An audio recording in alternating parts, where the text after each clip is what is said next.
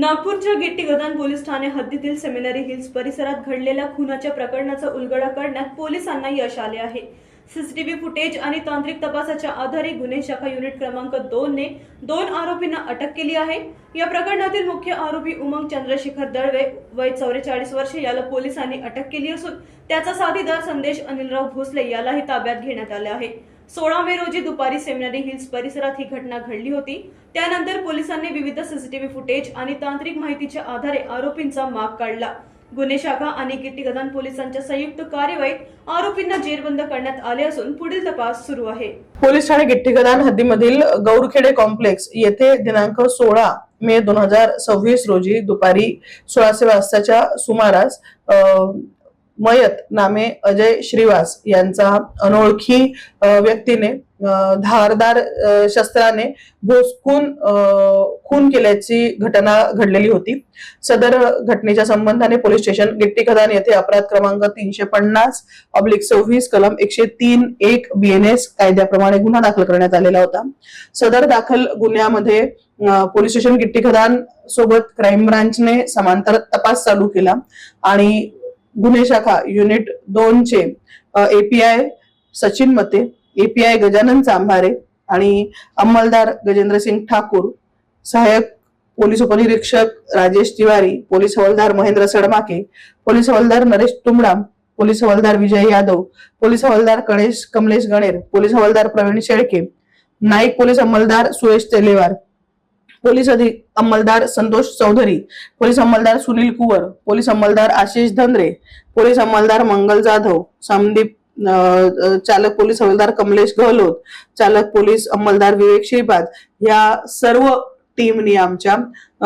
घटना झाली होती 16 तारखेला 16, 17 आणि आजची 18 असं दिवस रात्र न विश्रांती घेता अथक मेहनत करून पहिला मुख्य आरोपी उमंग चंद्रशेखर दळवे वय 44 वर्ष राहणार पहाडीवाले माता मंदिर गणेशपेठ आणि त्याचा साथीदार संदेश अनिलराव भोसले यांना अटक केलेला आहे आणि पोलीस ठाणे गिट्टी गदान यांच्या ताब्यात पुढील तपासाकरता दिलेला आहे। यातील आरोपी क्रमांक 2 याला काल रोजीच अटक करण्यात येऊन पोलीस स्टेशन गिट्टी गदान यांना हँडओव्हर केलेला आहे। मुख्य आरोपी उमंग याला आज मोठ्या शिताफीने अटक करण्यात आलेली आहे। हा खून जो मुख्य आरोपी उमंग दळवे यांनी केलेला आहे आणि त्याला त्याच्यात सहकारी अनिल भोसलेंनी केलेला आहे, संदेश भोसलेंनी केलेला आहे। त्याच्यात थोडीशी हकीकत अशी आहे की आरोपी उमंग दळवे ह्याला असा संशय होता की त्याची पत्नी ही मैता समवेत तिच्या पूर्व परिचयावरनं नेहमी बराच वेळ फोनवरनं बोलणं करते आणि सदरील फोनवर बोलण्यासाठी तिने आरोपीला माहिती न करता काही मोबाईल किंवा सिम कार्ड घेतलेला आहे। 2018 पासून त्यांच्यामध्ये ह्या विषयावरनं मतभेद होते आणि त्यावेळेस पण आपापसात बसून त्या लोकांनी सदरचं मॅटर सॉर्ट केलं होतं। त्यानंतर पुन्हा 2022-23 मध्ये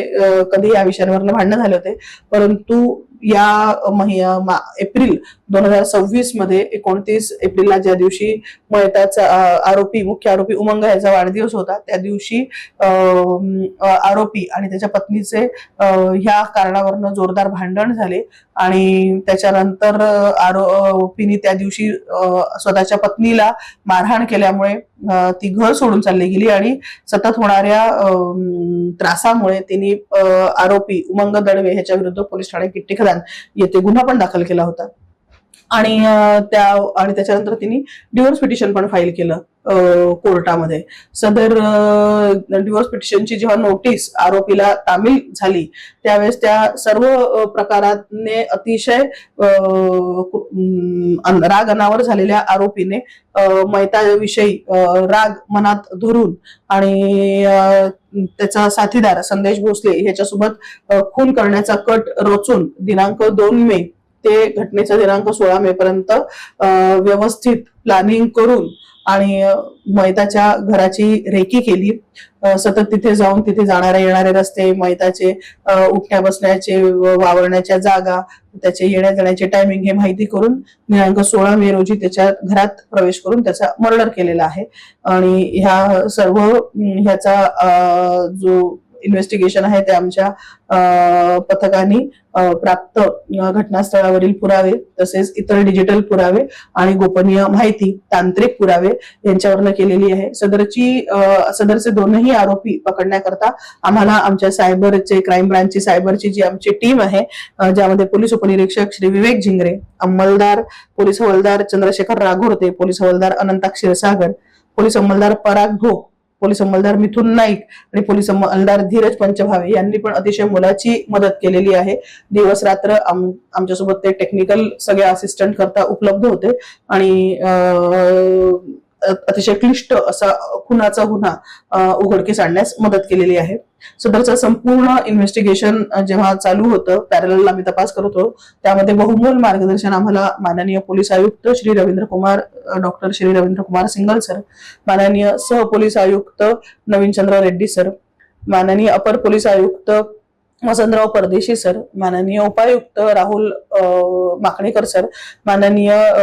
सहाय्यक पोलीस आयुक्त रोशन पंडित सर, सध्या त्यांच्याकडे चार्ज आहे आमच्या गुन्हे शाखेचा, आणि सर्व वरिष्ठांचे लाभलेले आहे. Bureau report NTV 24 news Nagpur.